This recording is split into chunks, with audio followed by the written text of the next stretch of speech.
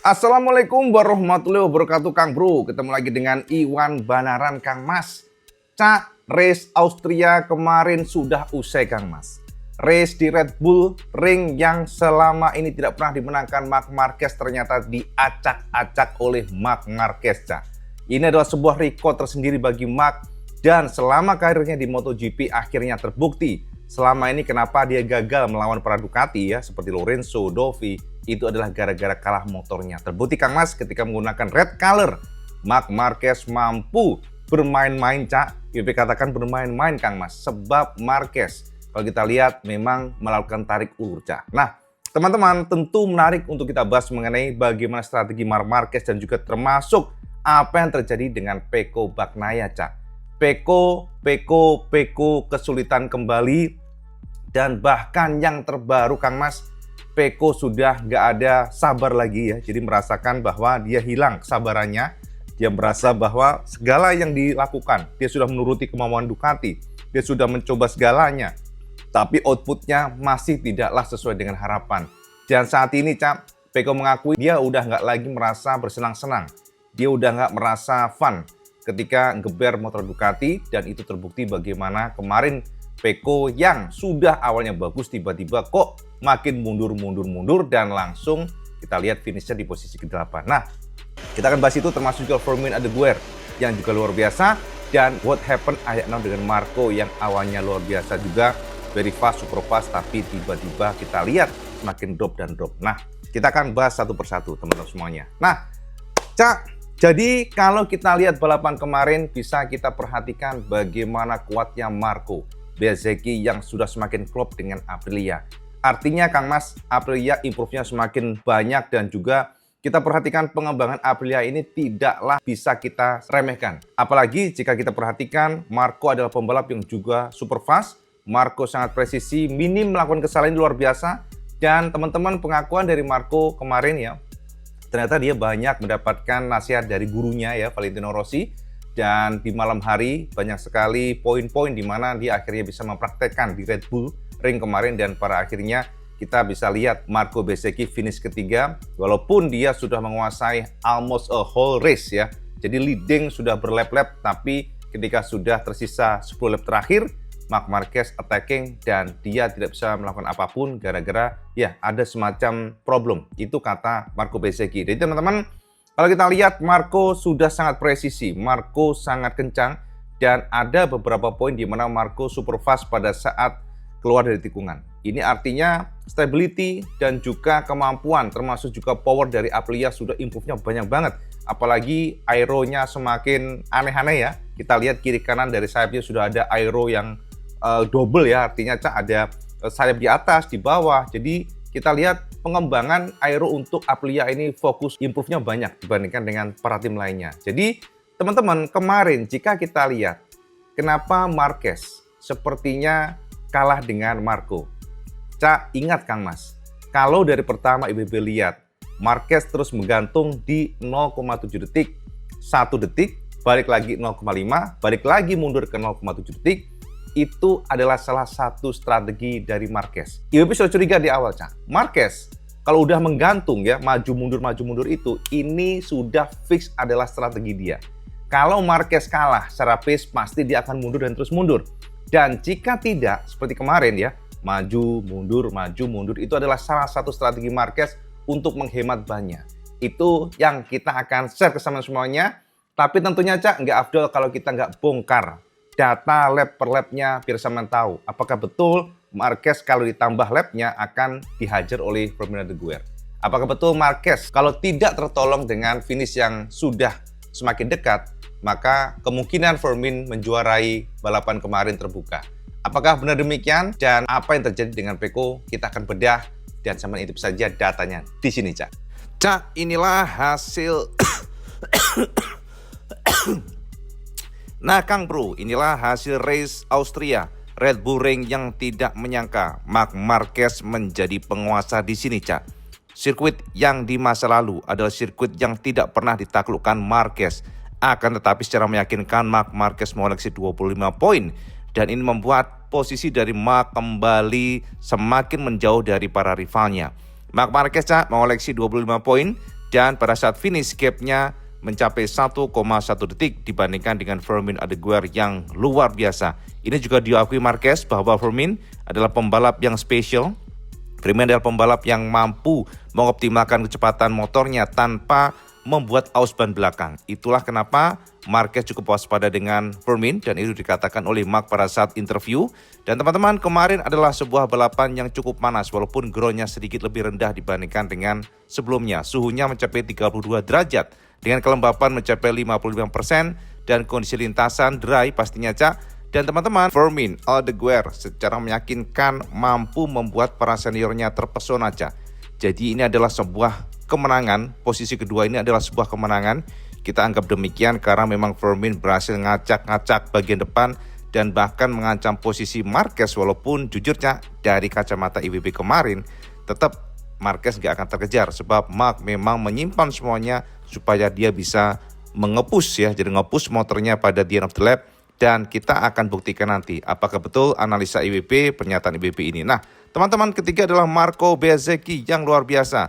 Cak, Marco Bezzecchi membuat Aprilia bangga. Aprilia di Red Bull Ring tidak pernah finish di posisi di atas dari 6. Dan kemarin Marco Bezzecchi leading all the time. Dan walaupun pada akhirnya harus menyerah dengan duo Ducati, tapi Marco Bezzecchi mampu membawa Aprilia masuk podium. Jadi ini adalah sebuah sejarah tersendiri buat Aprilia. Makanya kemarin kita lihat Massimo Rivola sangat-sangat happy. Rivola sangat bangga dengan Bezzecchi dan ini adalah sebuah bukti di mana pengembangan dari Aprilia semakin bagus dan semakin improve, termasuk juga skill dari Marco Bezzecchi. Ini beda dibandingkan dengan Martin yang kesulitan kemarin crash, Cak. Dan ini juga adalah sebuah kondisi di mana jika kita lihat di masa lalu, Aprilia di 2024 dia finish di posisi lebih lambat 24 detik dibandingkan dari pemenang yakni Pecco Bagnaia.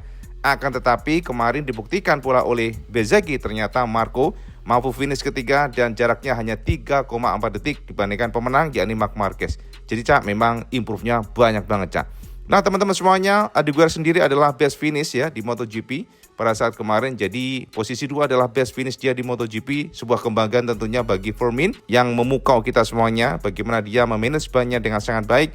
Sehingga pada the end of the lap dia masih punya traksi, masih punya grip. Sehingga mampu overtake Marco Bezzecchi dan bahkan sempat mengejar Marc Marquez dengan gap sempat mendekat di 0,7 detik. Walaupun akhirnya mundur dan finish di posisi kedua dengan jarak mencapai 1,1 detik. Nah, teman-teman semuanya, Marco juga harus bangga sebab Bezzecchi, teman-teman, dengan kemenangan ini ketiga maksudnya ya, kemenangan ketiga maksudnya podium ini, maka ini membuat Marco Bezzecchi mampu mengoleksi back-to-back podium. Dan ini adalah sejarah dan terakhir 2023, jadi mengulang sejarah 2023 pada saat di Ducati. Artinya ini memang luar biasa. Keempat adalah Pedro Acosta, Mas ya. Acosta dan juga Enea membuktikan bahwa KTM memang improve-nya banyak dengan elektronik yang baru. Saya sudah terangkan kemarin elektronik yang terbaru dari Magneti Marelli ternyata membuat Pedro dan juga Bastian ini merasakan feel yang super confident dengan kemampuan KTM pada saat terbang dan di push. Jadi teman-teman, kelemahan dari KTM adalah pada saat terbang dan motor ini biasanya slide pada saat dibuka gas terlalu early, dan ternyata kemarin dengan adanya anti slide ya, jadi slide control membuat segalanya lebih mudah. Dan juga kebetulan memang di Austria ini adalah kandang dari KTM. Teman-teman, 45 adalah sebuah rally luar biasa. Dan tentu, Cak, Enes Bastian ini ya, Bastian ini dengan kemenangan ini secara kalkulasi untuk record membuatnya best result ya. Jadi ini adalah best result sejak 2024. Dan tentu ini adalah kebanggaan bagi Enea dan kita yakin dengan segala yang ditunjukkan maka KTM akan semakin improve dan improve. Dan teman-teman, sekali lagi juga sebuah kebanggaan tentunya bagi Joan Mir yang akhirnya finish di posisi 6 mengoleksi 10 poin. Ini adalah sebuah rasa yang luar biasa bagaimana Mir disambut para tim HRC.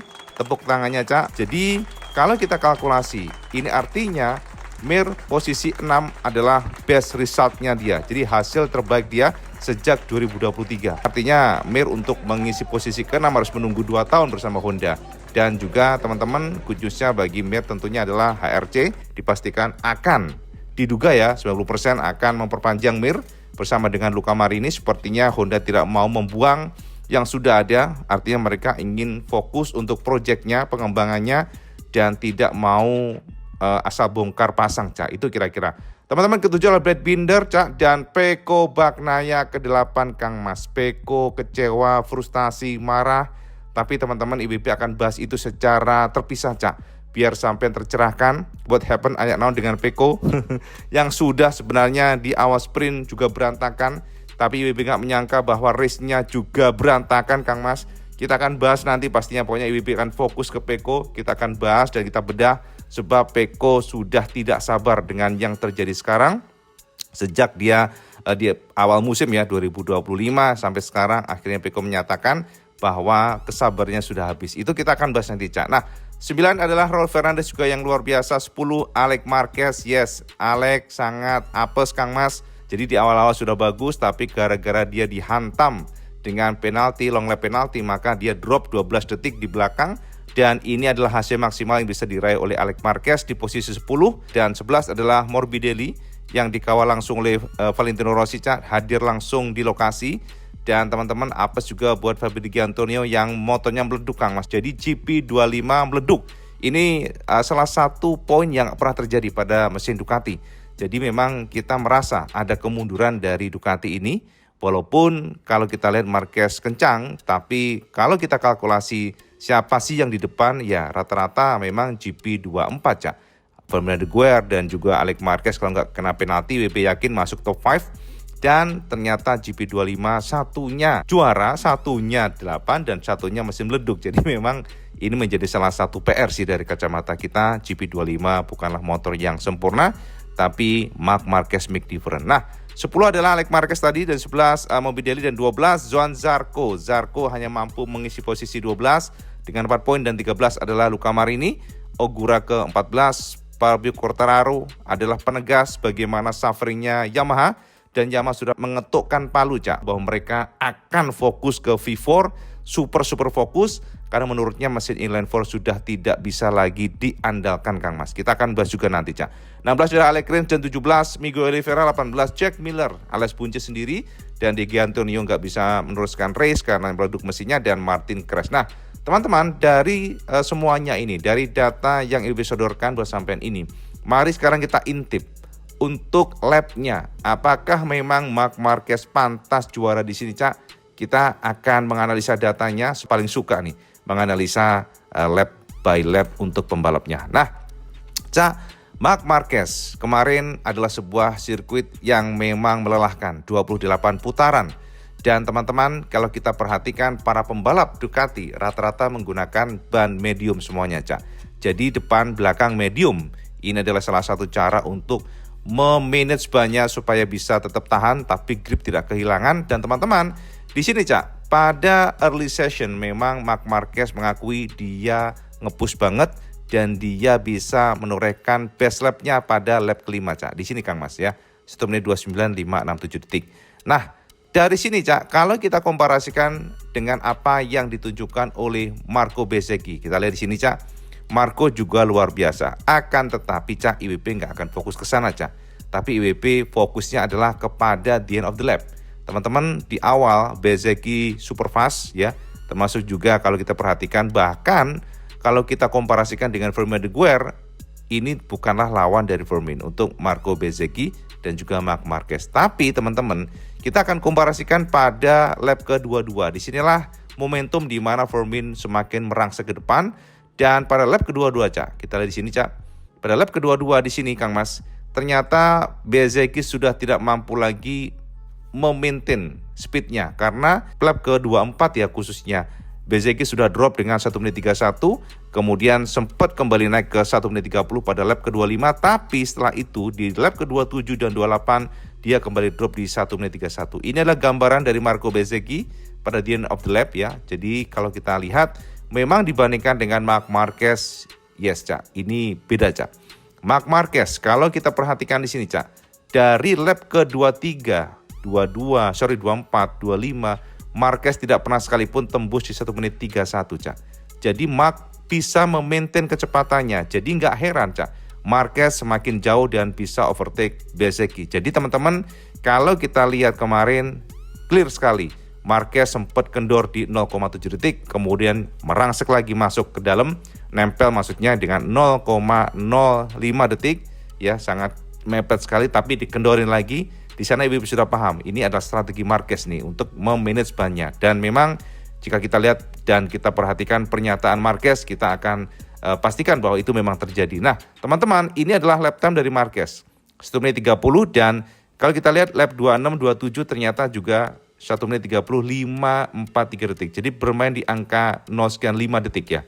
Nah, kalau kita bandingkan dengan Firmin Adeguer, apakah Firmin akan mampu mengalahkan Marquez? Teman-teman, di awal kalau kita lihat kecepatan Firmin memang luar biasa. Tapi jika kita bandingkan lap time dari Firmin di sini, Cak. Nah, dibandingkan dengan Marc Marquez, maka bisa kita simpulkan Firmin memang bukan lawan Marquez, Cak. Jadi secara kecepatan pada lap 24 saja di sini, Cak, Firmin menorehkan 1 menit 30-9-40 detik. Sementara Marc Marquez pada lap ke-24 menorehkan 1 menit 37-65 detik. Lebih kencang Marquez.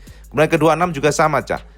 Lap ke-26, Marc Marquez menorehkan 1 menit 35-43 detik, sementara Firmin 1 menit 30-6-30 detik. Dan itu juga termaintain di 27, di mana Marquez sedikit lebih kencang, termasuk juga pada lap ke-28. Jadi nggak heran, Cak, kalau kita lihat bahwa Marquez berhasil mengalahkan Firmin, yang sepertinya juga mencoba mengejar Marquez. Tapi ingat, ini adalah Marc Marquez, bukanlah Marco Bezzecchi.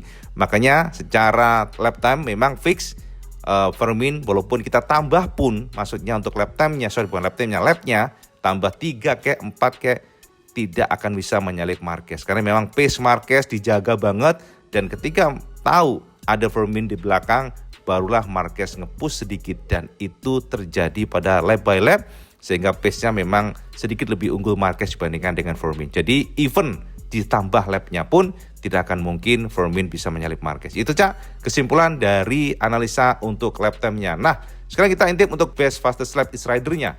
Nah, ini dia Kang Mas.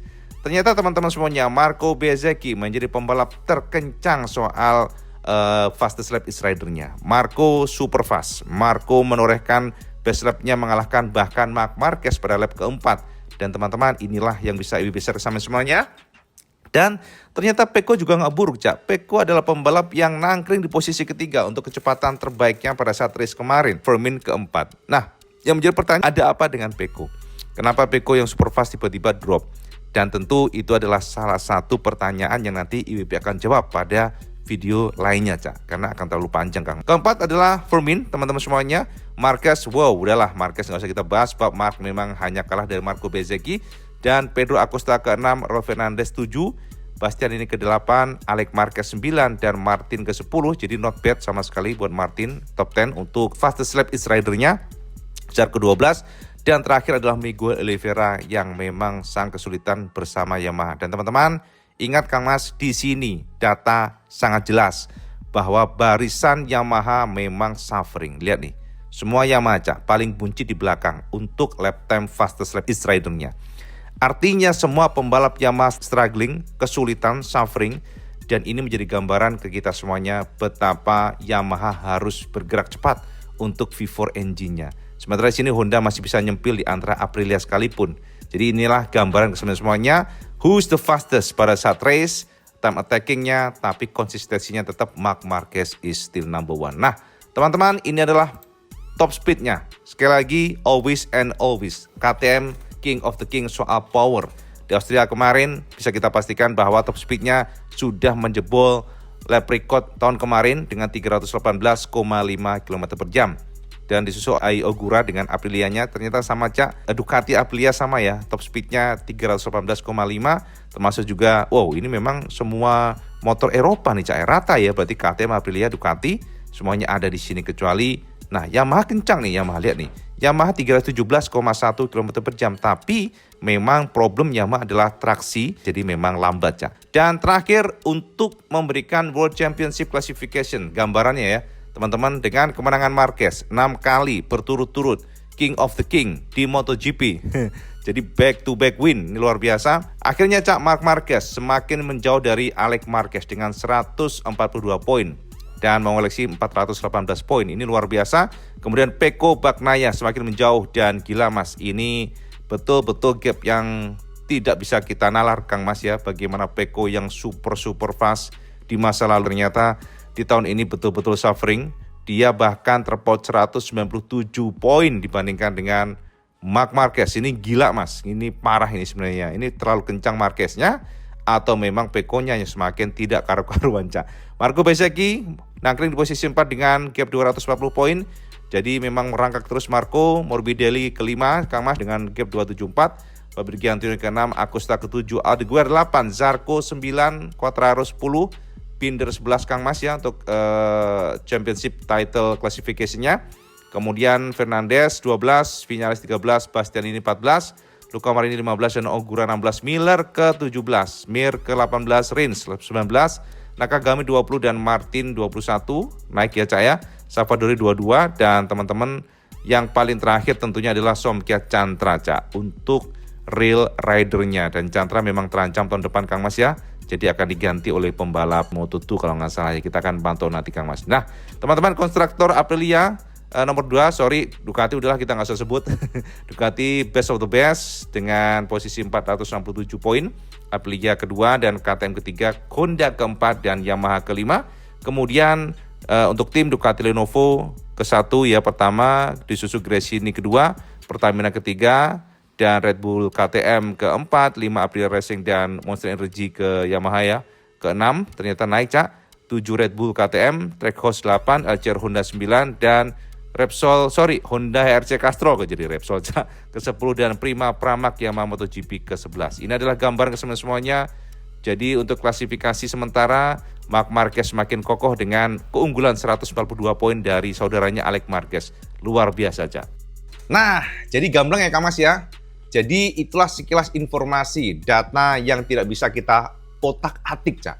Data real, sahih, di mana bisa kita pastikan bahwa memang kalau soal kecepatan, the end of the lap, Marquez is master. Jadi Marquez king of the king.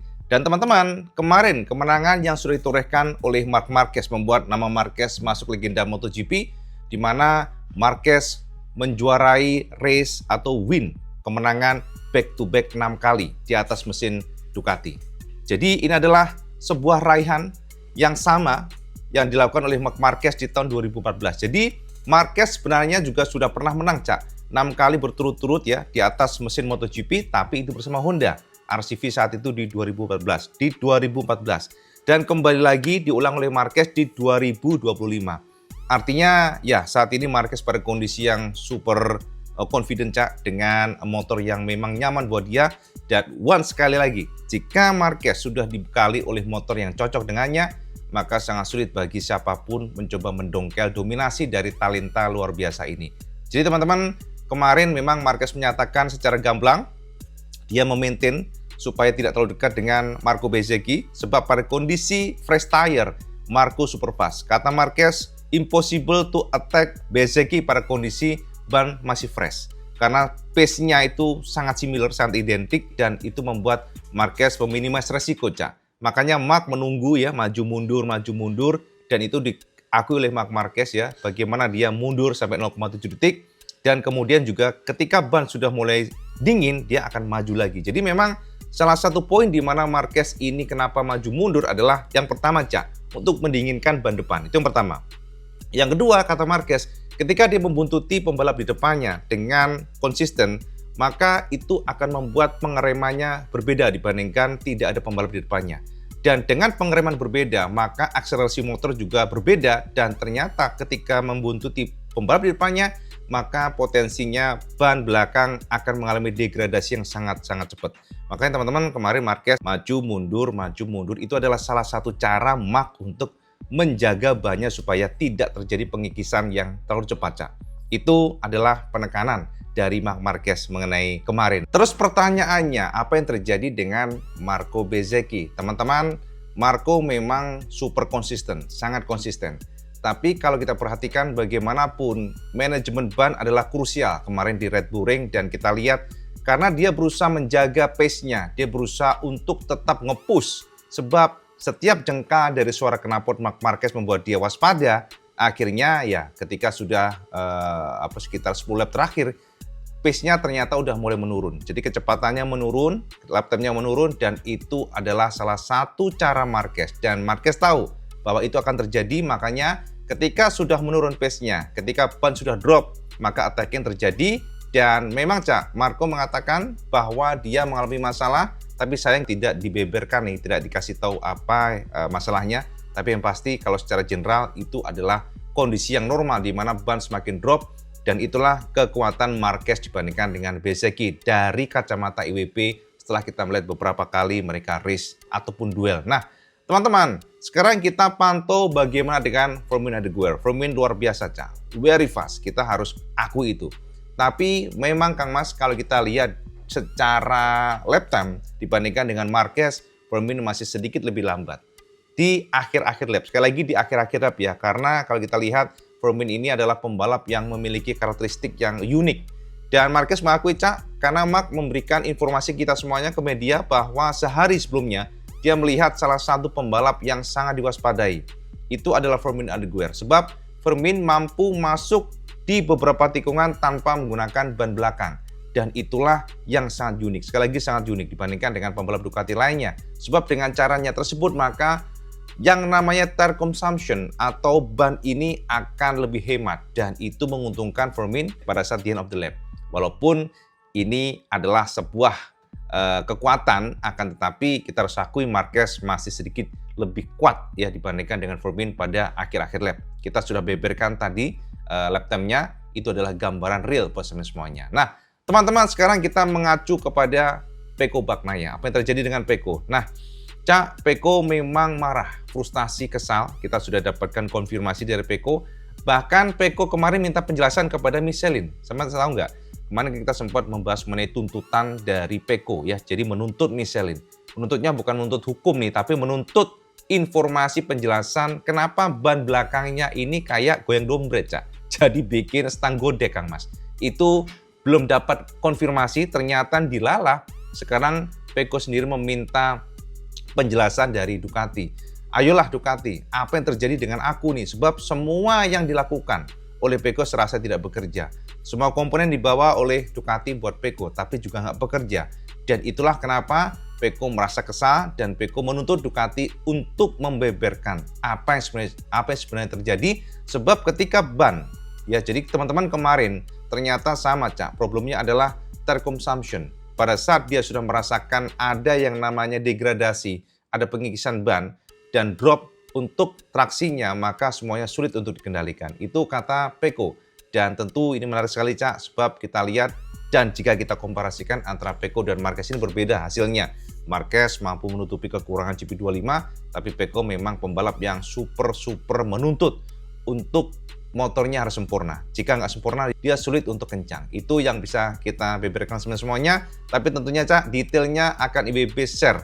Bagaimana dengan Pecco nanti kita akan buat video terpisah ya, biar sama tercerahkan. Jadi beberapa poin tersebut termasuk juga beberapa record yang pecah oleh Marquez, di mana Marquez sudah memecahkan record 6 time. Jadi kemenangan 6 kali berturut-turut back to back win ya.